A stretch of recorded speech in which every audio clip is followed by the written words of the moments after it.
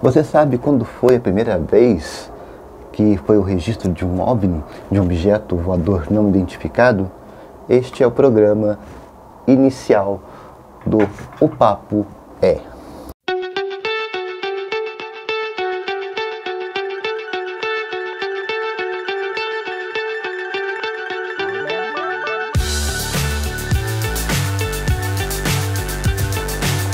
Olá pessoal, tudo bem? Sejam bem-vindos. Estamos mais um programa, iniciando mais um programa aqui no canal Pleiadianos, O Papo É. E hoje nós vamos falar sobre, nesse programa inicial, sobre o primeiro registro de um objeto voador não identificado. Você sabe quando foi a primeira vez que houve um registro de fato sobre essas coisas que aí começaram a permear a mente humana, sobre OVNIs, ETs, né, e por aí vai. Bom, por incrível que pareça, com toda a tecnologia a nosso dispor, tem certas coisas que passam despercebidos da gente, né? E já fazem 70 anos que o primeiro objeto, né, realmente, oficialmente registrado, né, oficialmente aceito pela primeira vez pela comunidade ufológica científica, pelos meios científicos, foram escolhidos, né, foram aceitos. Bom, como nós temos que entender, né, durante toda a história da humanidade, nós sempre vamos ter registros que parecem ser ações, acontecimentos, vivências extraterreno, né, fora do nosso planeta. Vamos encontrar na Bíblia, vamos encontrar em vários... Existem N programas aí pelo mundo afora que às vezes apregoa-se que construção das pirâmides, Bíblia, Antigo Testamento, o povo hebreu, tudo tem a mão metafórica, né, sobrenatural, sobre extraterrestres. Mas enfim, para muitas pessoas, o depoimento do piloto americano Kenneth Arnold é tido como o primeiro relato oficial de aparição de um OVNI. Isso foi no dia 24 de junho de 1947, quando ele estava sobrevoando o Monte Rainier, em Washington. Arnold teria avistado 9 objetos em formação semelhante a discos, movendo-se velozmente, e aí surgiu, a partir disso, o popular termo disco voador, né? Quando Kenneth Arnold decidiu se tornar piloto, sua única intenção era poder oferecer algum tipo de ajuda. Por isso ingressou no grupo de busca de resgate aéreo de Search and Rescue, MERC, né? O futuro lhe reservava coisas interessantes. Tudo começa, né, como eu falei, no dia 24 de junho de 47, quando ele estava voando pela região de Monte Rainier, né, indo para Scherhali, se não me engano, nos Estados Unidos, em Washington. A aeronave dele estava por volta lá das 15 horas, né, 3 horas da tarde. Ele avistou uma luz piscando à distância que refletisse a um espelho e logo depois sumiu. Instantes mais tarde, ao norte, o piloto identificou 9 pontos de luz que se moviam. A princípio, ele considerou que pudessem ser reflexos do sol nas janelas de seu avião. Então, movimentou a aeronave de um lado para o outro e chegou a abrir a janela lateral. Porém, nada mudou. Conforme se aproximava, e entrando cada vez mais em foco a imagem, né, o piloto acabou percebendo que as luzes navegavam juntas, uma atrás da outra, a uma rápida velocidade. Portanto, ele chegou à conclusão de que poderia ser um novo tipo de caça-jato do exército em fase de testes. O piloto até procurou pela cauda da suposta aeronave, mas sem sucesso. É claro, né, gente, em 1947 as especulações são muitas, né? Não se esqueça que nós tínhamos acabado de sair da Segunda Guerra Mundial e entramos numa chamada Guerra Fria, né? De acordo com a descrição do piloto, as naves chegavam a se alongar conforme aumentavam a velocidade, adquirindo uma aparência achatada e meio convexa. Um relatório de onda de ovos de 47, tido Ted Blocher, lançado em 1967, constava em entrevistas de Kenneth Arnold alegando que as naves estavam, né, a 8 km de distância dele, e disse que se movia como um disco pulando sobre a superfície da água. Além disso, o piloto disse que as luzes ondulavam de um lado para o outro, como a cauda de uma pipa chinesa, por exemplo, né? Eles disparavam por entre os vales e contornavam os picos das montanhas menores, girando e dobrando em suas bordas conforme faziam manobras. Bem, enquanto ele observava, notou que essas naves demoravam 1 minuto e 42 segundos para irem do Monte Rainier até o Monte Adams, que ficava a 80 km de distância um do outro. Em um cálculo grosseiro, ele estipulou que as naves voavam a velocidade de 2.735 km por hora, equivalente ao dobro da velocidade do som e 3 vezes mais rápido que qualquer aeronave existente naquela época. De tão absurdo, ele mesmo não conseguiu se convencer do próprio cálculo. Por que não conseguiu se convencer? Temos que entender que a tecnologia é de 1947, nós estamos na década de 50, né? Nós vamos começar a década de 50. Posso dizer que o mundo estava em fase de construção do meio tecnológico. E pensar que o computador começou a se popularizar no final da década de 80, aí um pouquinho mais para frente celular, que é esse tijolão, aí a partir do momento a internet começou a ser popularizada. Então, para vocês terem uma ideia do que é meio tecnológico, televisão colorida, década de 40, década de 50, aqui no Brasil era um objeto de luxo, já existia nos Estados Unidos, estava começando em franca desenvolvimento, mas no Brasil ainda era uma coisa muito pequena, muito distante da realidade. Para vocês terem uma ideia de como que são as coisas. Hoje nós temos um celular na nossa mão que nós entregamos som estéreo, imagem em cores, né? Não é nada em preto e branco, áudio e vídeo de qualidade. Vocês com a internet podem assistir qualquer coisa em qualquer lugar do mundo através de um celular. Basta estar conectado à rede mundial de computadores, né? O www alguma coisa aí nós entramos. Tem o YouTube, temos Instagram, Facebook, por aí vai.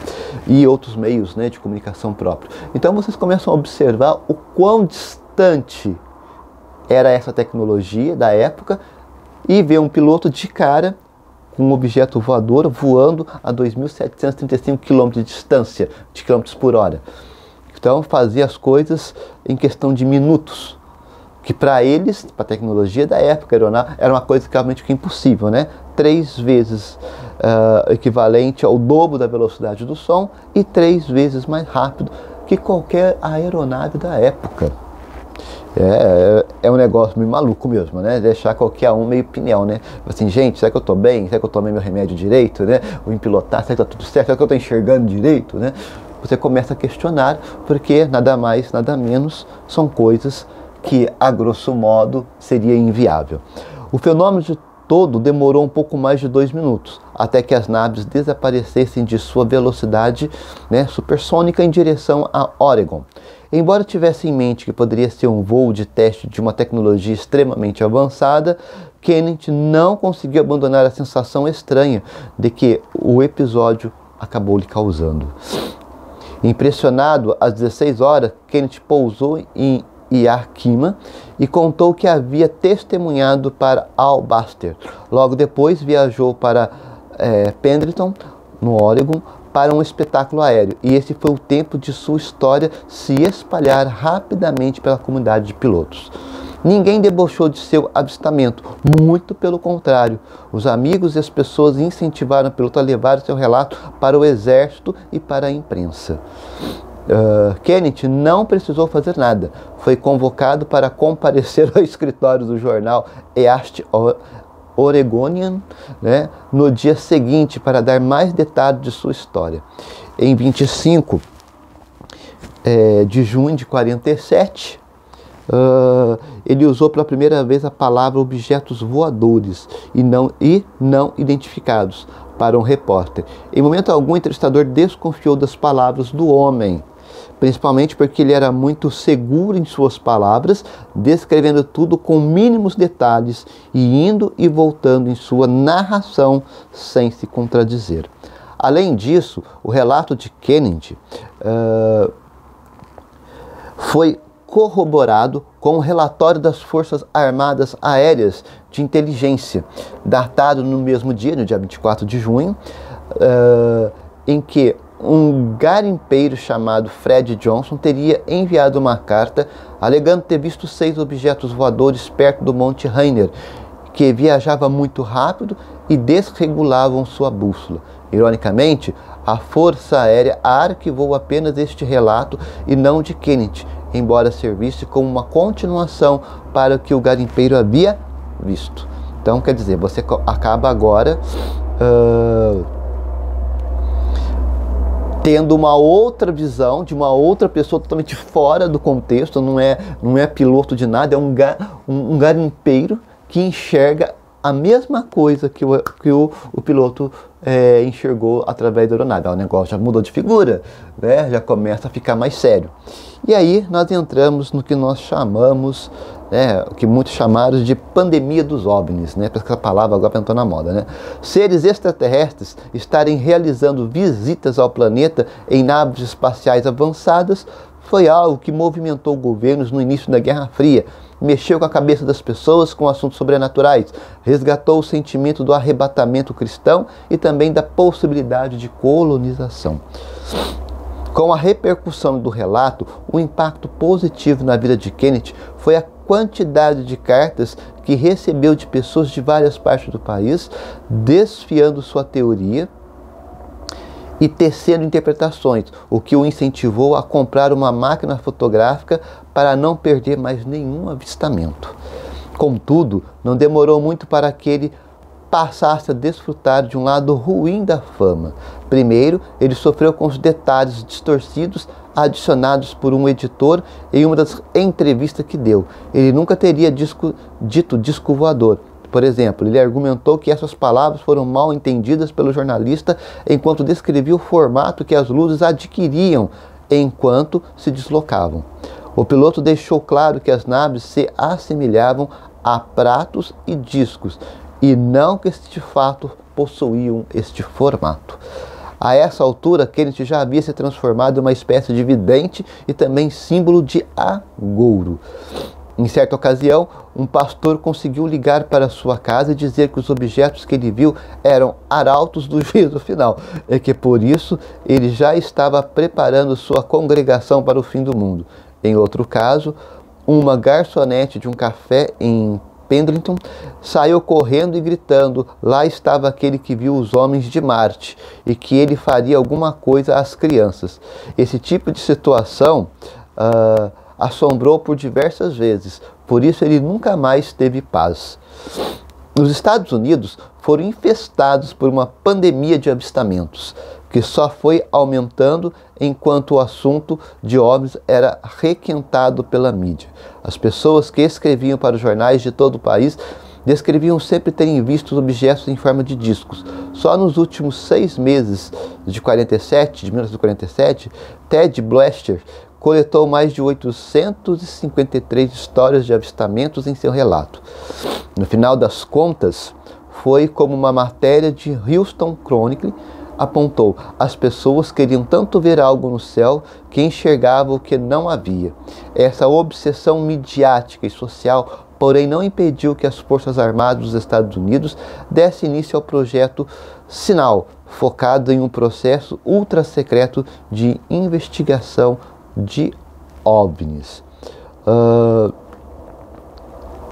E aí, gente, nós chegamos então à conclusão de que todo o euforismo se deu a partir de 47. Nós temos que entender que quando nós falamos de OVNI, hoje, né, estou até brincando aqui com uma nave espacial, né, uma fighter, né, da franquia Star Wars, não estou fazendo propaganda, né? Aliás, eu amo Star Wars, sou fã, cresci assistindo, né? Tanto é que em 1970, década de 70, que surgiu, né, Guerra nas Estrelas.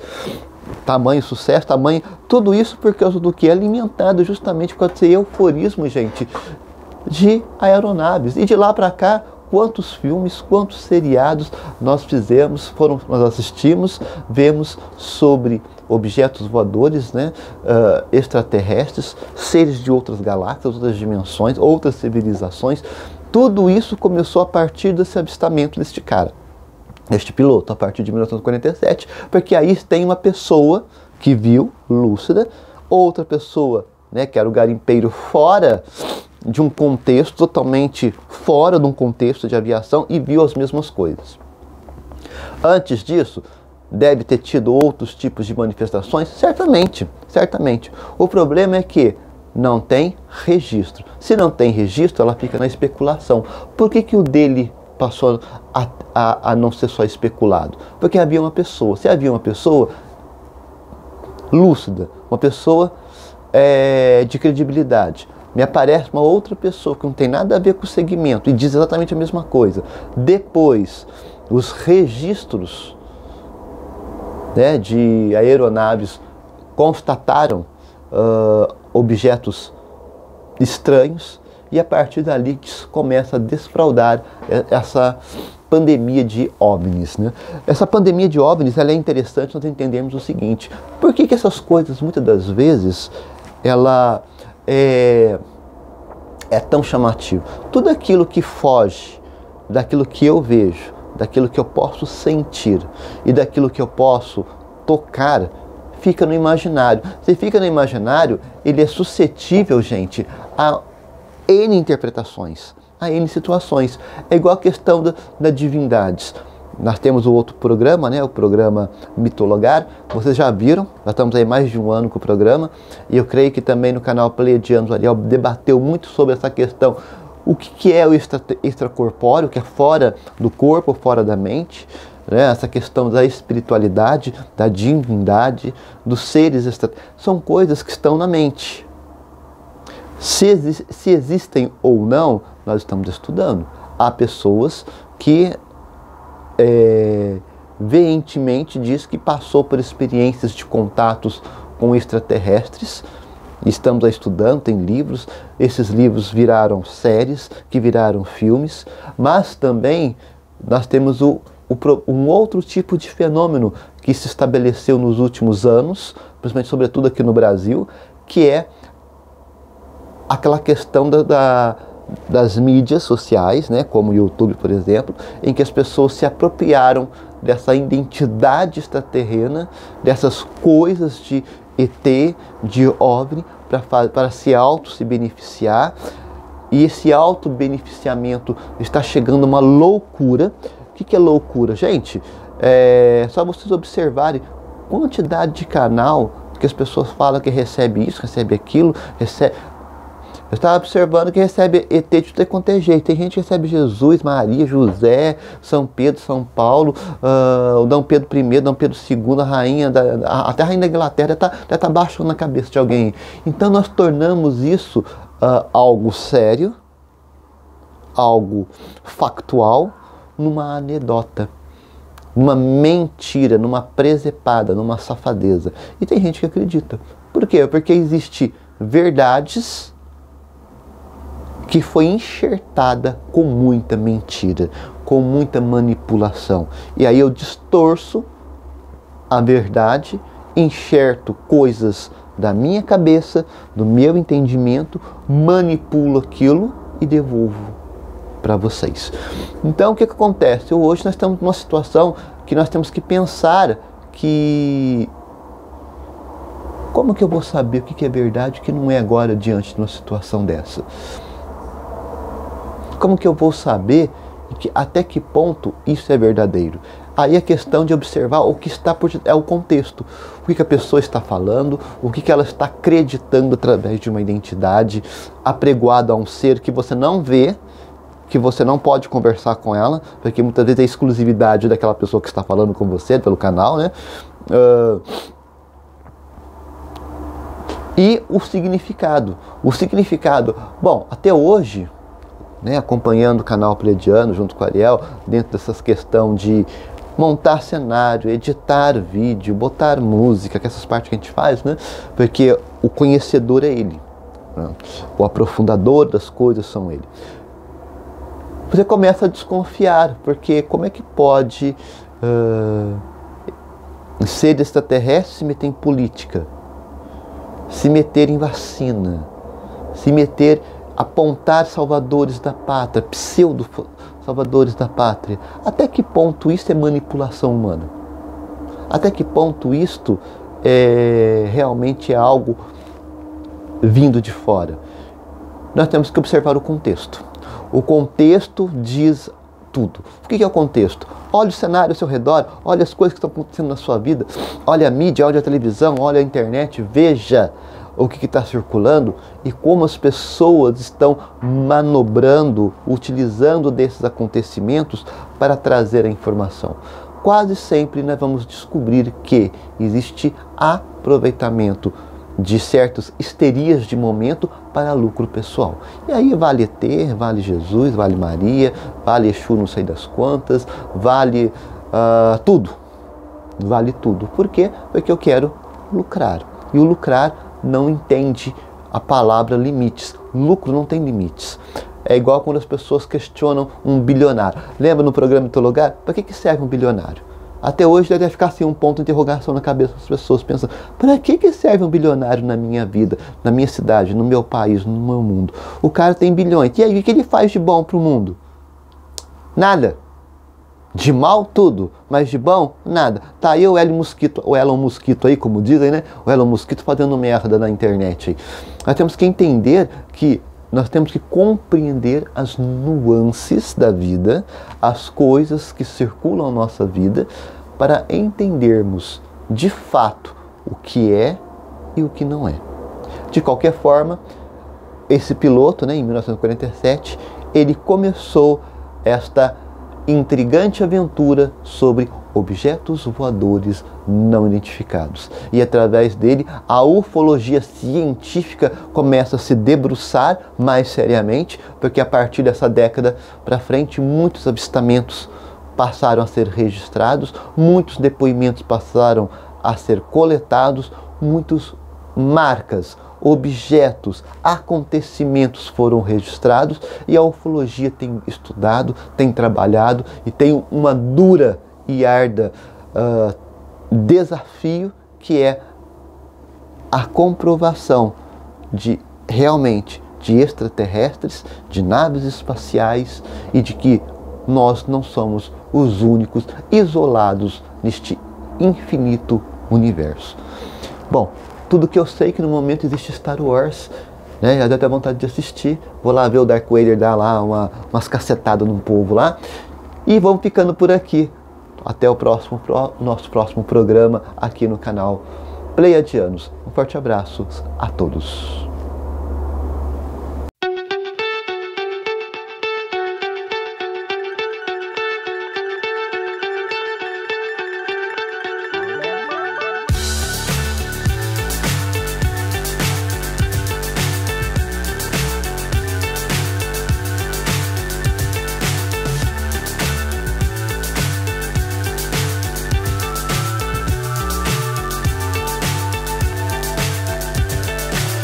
So high I'm hypnotized.